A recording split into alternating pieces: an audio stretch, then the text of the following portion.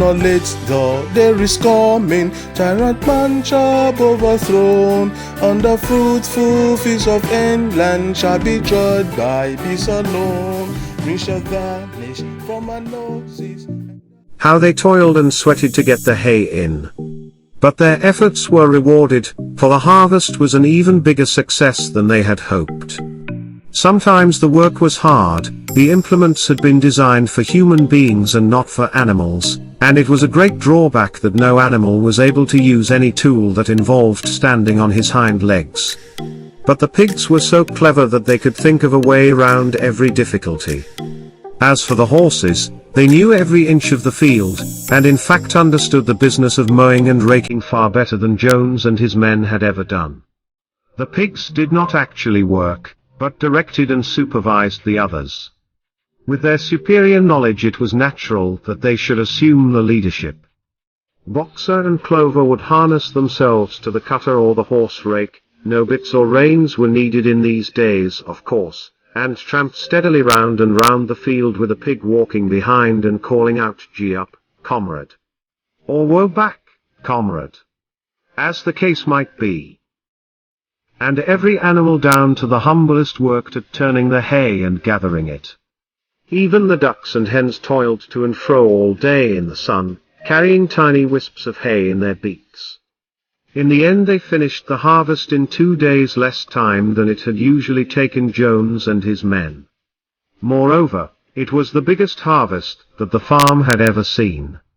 There was no wastage whatever. The hens and ducks with their sharp eyes had gathered up the very last stalk. And not an animal on the farm had stolen so much as a mouthful. All through that summer the work of the farm went like clockwork. The animals were happy as they had never conceived it possible to be. Every mouthful of food was an acute positive pleasure, now that it was truly their own food, produced by themselves and for themselves, not doled out to them by a grudging master. With the worthless parasitical human beings gone, there was more for everyone to eat. There was more leisure too, inexperienced though the animals were. They met with many difficulties. For instance, later in the year, when they harvested the corn, they had to tread it out in the ancient style and blow away the chaff with their breath, since the farm possessed no threshing machine, but the pigs with their cleverness and Boxer with his tremendous muscles always pulled them through. Boxer was the admiration of everybody. He had been a hard worker even in Jones's time, but now he seemed more like 3 horses than one. There were days when the entire work of the farm seemed to rest on his mighty shoulders. From morning to night he was pushing and pulling, always at the spot where the work was hardest. He had made an arrangement with one of the cockerels to call him in the mornings half an hour earlier than anyone else, and would put in some volunteer labor at whatever seemed to be most needed, before the regular day's work began. His answer to every problem, every setback, was "I will work harder," which he had adopted as his personal motto. But everyone worked according to his capacity. The hens and ducks, for instance, saved 5 bushels of corn at the harvest by gathering up the stray grains. Nobody stole, nobody grumbled over his rations. The quarreling and biting and jealousy which had been normal features of life in the old days had almost disappeared. Nobody shirked, or almost nobody. Molly, it was true, was not good at getting up in the mornings, and had a way of leaving work early on the ground that there was a stone in her hoof. And the behavior of the cat was somewhat peculiar. It was soon noticed that when there was work to be done the cat could never be found. She would vanish for hours on end, and then reappear at meal times, or in the evening after work was over, as though nothing had happened. But she always made such excellent excuses, and purred so affectionately, that it was impossible not to believe in her good intentions. Old Benjamin, the donkey, seemed quite unchanged since the rebellion. He did his work in the same slow, obstinate way as he had done it in Jones's time, never shirking and never volunteering for extra work either. About the rebellion and its results he would express no opinion. When asked whether he was not happier now that Jones was gone, he would say only, "Donkeys live a long time. None of you has ever seen a dead donkey." and the others had to be content with this cryptic answer. On Sundays there was no work. Breakfast was an hour later than usual, and after breakfast there was a ceremony which was observed every week without fail. First came the hoisting of the flag. Snowball had found in the harness room an old green tablecloth of Mrs. Jones's and had painted on it a hoof and a horn in white. This was run up the flagstaff in the farmhouse garden every Sunday morning. The flag was green, Snowball explained, to represent the green fields of England, while the hoof and horn signified the future republic of the animals which would arise when the human race had been finally overthrown.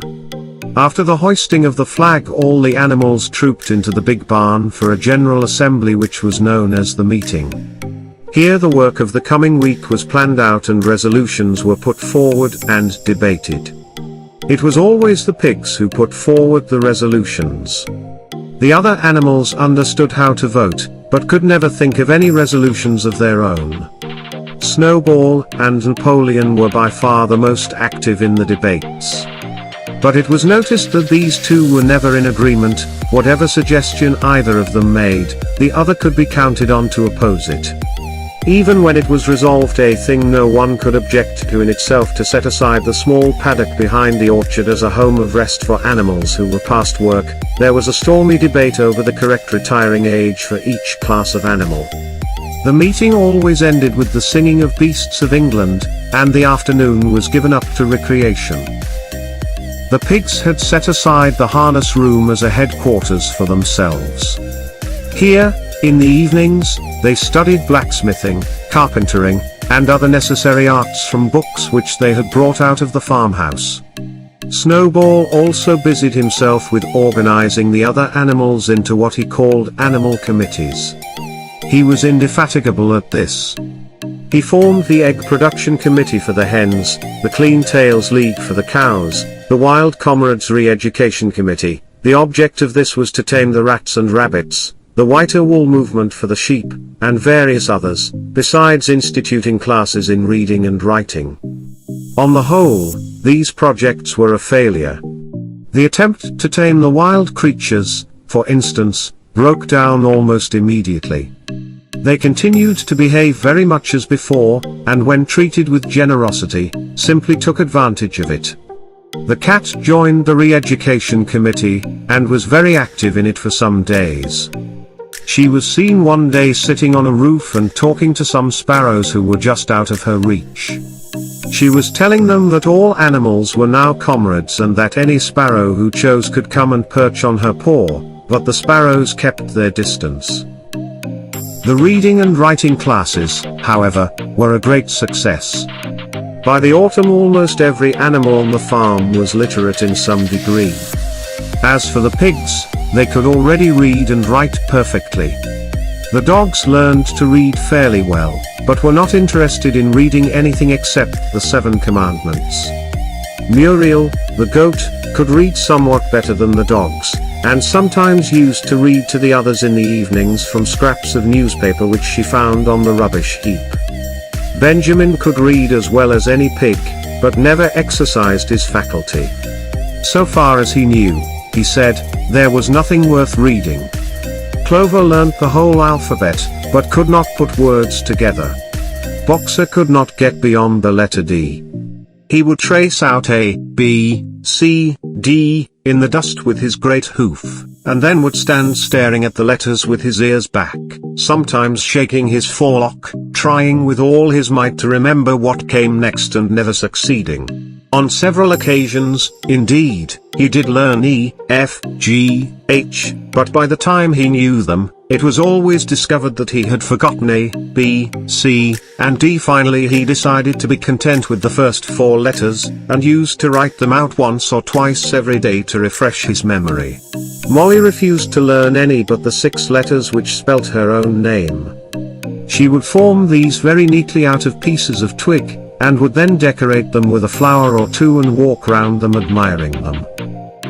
None of the other animals on the farm could get further than the letter A. It was also found that the stupider animals, such as the sheep, hens, and ducks, were unable to learn the 7 Commandments by heart. After much thought, Snowball declared that the 7 commandments could in effect be reduced to a single maxim, namely, 4 legs good, 2 legs bad. This, he said, contained the essential principle of animalism. Whoever had thoroughly grasped it would be safe from human influences. The birds at first objected, since it seemed to them that they also had 2 legs, but Snowball proved to them that this was not so. A bird's wing, comrades, He said, is an organ of propulsion and not of manipulation. It should therefore be regarded as a leg. The distinguishing mark of man is the hand, the instrument with which he does all his mischief. The birds did not understand Snowball's long words, but they accepted his explanation, and all the humbler animals set to work to learn the new maxim by heart. 4 legs good, 2 legs bad was inscribed on the end wall of the barn, above the 7 commandments and in bigger letters. When they had once got it by heart, the sheep developed a great liking for this maxim, and often as they lay in the field they would all start bleating 4 legs good, 2 legs bad. 4 legs good, 2 legs bad. And keep it up for hours on end, never growing tired of it. Napoleon took no interest in Snowball's committees. He said that the education of the young was more important than anything that could be done for those who were already grown up. It happened that Jessie and Bluebell had both whelped soon after the hay harvest, giving birth between them to 9 sturdy puppies. As soon as they were weaned, Napoleon took them away from their mothers, saying that he would make himself responsible for their education. He took them up into a loft which could only be reached by a ladder from the harness room, and they kept them in such seclusion that the rest of the farm soon forgot their existence. The mystery of where the milk went to was soon cleared up. It was mixed every day into the pigs' mash. The early apples were now ripening, and the grass of the orchard was littered with windfalls. The animals had assumed as a matter of course that these would be shared out equally. One day, however, the order went forth that all the windfalls were to be collected and brought to the harness room for the use of the pigs. At this some of the other animals murmured, but it was no use. All the pigs were in full agreement on this point, even Snowball and Napoleon. Squealer was sent to make the necessary explanations to the others. Comrades, He cried. you do not imagine, I hope, that we pigs are doing this in a spirit of selfishness and privilege? Many of us actually dislike milk and apples. I dislike them myself. Our sole object in taking these things is to preserve our health.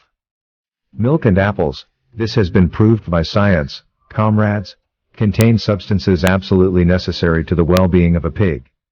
We pigs are brain workers. The whole management and organization of this farm depend on us. Day and night we are watching over your welfare.